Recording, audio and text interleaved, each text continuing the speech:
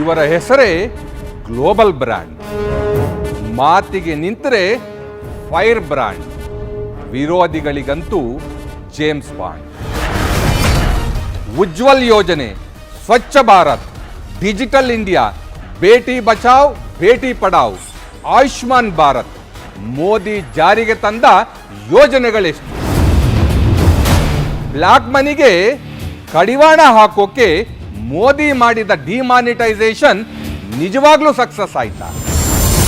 ಪಾಕ್ನ ಬುಡಕ್ಕೆ ಗುರಿ ಇಟ್ಟು ಸರ್ಜಿಕಲ್ ಸ್ಟ್ರೈಕ್ ನಡೆಸಿದ ಮೋದಿ ತಾಕತ್ತು ಎಂತ?